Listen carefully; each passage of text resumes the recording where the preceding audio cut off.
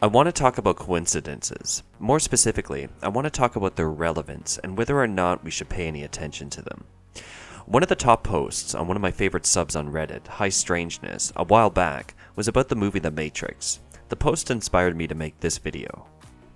The post pointed out an oddity in the movie. Near the beginning of the movie, when Neo is being interrogated by Agent Smith shows Neo a copy of his passport.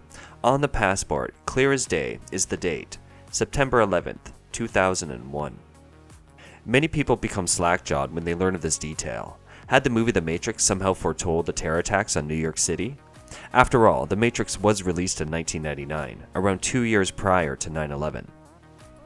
Now before I answer that question, I want to thank everyone who has subscribed. I am having a ton of fun making these videos, and I know you're a small crowd, but this would not be near as fun without you. Thank you. And if you're new to my channel, be sure to subscribe, join the conversation. Moving on. So, the answer to the question of whether The Matrix foretold the 9/11 terrorist attacks is a resounding no, it didn't. The odds of the producers of that movie picking that date are by no means improbable. So why did this weird so many people out? It's not so much the probability of that date being chosen that weirds us out, but the meaning we attach to it. That day is no doubt one that many, at least in the Western world, have an emotional attachment to. I know I do. People advocating for a paranormal explanation in this instance conveniently skip over the fact that there are two more dates on Neo's passport, September 13th, 1971 and September 12th, 1991. I checked those dates, nothing of any significance happened on them. I do feel the need to say this though.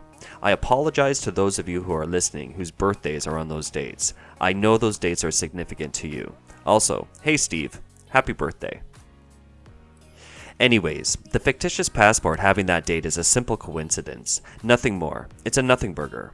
Now, I'm going to talk about a few more historical coincidences and attempt to explain why they don't have any paranormal origins. And then I'm going to talk about the only one that struck me as odd, the one that gave me the shivers, the one that blows my mind. First, this is the story of Violet Jessup. I'll keep it short. Violet survived 3 shipwrecks, the infamous Titanic, the HMHS Britannic, and the RMS Olympic, all during the 1910s. They called her Miss Unsinkable. When I stumbled upon this story, it was sold to me as an amazing coincidence that I won't believe happened. But let's take a look at it. Miss Jessup was an ocean liner stewardess. She spent most of her time in the 1910s on ships, out at sea. So what are the odds of this happening to her? To put it in perspective, approximately 300 ships of note sank across the globe in 1910 alone. 216 ships of note sank in 1912, the year of the Titanic. Keep in mind, much fewer ocean vessels were trolling our oceans at that time compared to now.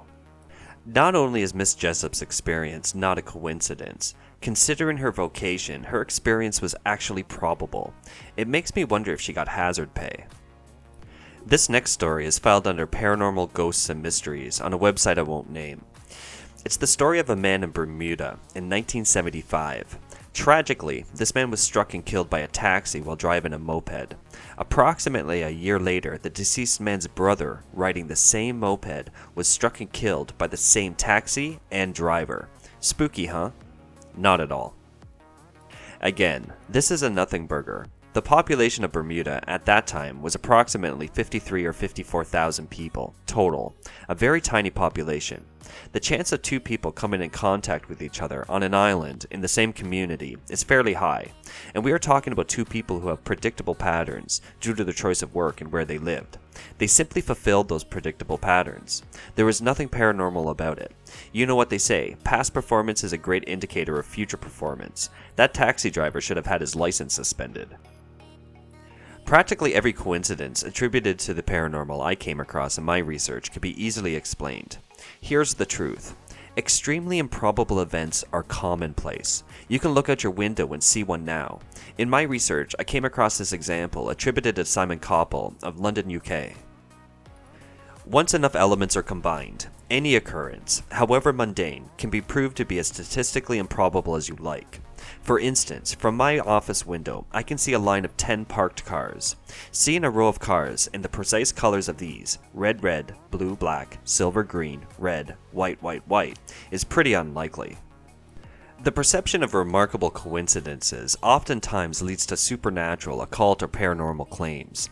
So why are we so weirded out by them? I have to admit, the Matrix example that I started with gave me the heebie-jeebies until I thought about it a bit and acknowledged my emotional attachment to that day. So what's going on here? Our brains are little pattern recognition machines.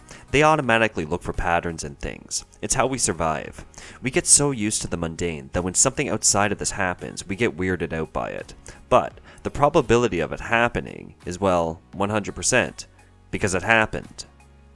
For instance, we think of our birthdays as being unique to us, but we know that's far from the truth. In a room of 23 people, the chances of 2 people having the same birthday is 50-50. A simple coin toss. Yet many in that room, when they learn of the coincidence, would speak in awe. What are the chances? The chances are 50-50.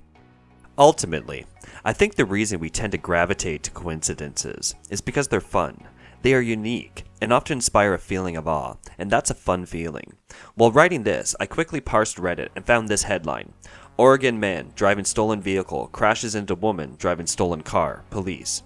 It's pretty funny. An odd coincidence, sure, but funny nonetheless, and makes a great headline. Now, as promised, there is one coincidence so improbable that it leaves me in the state of awe. Our very existence.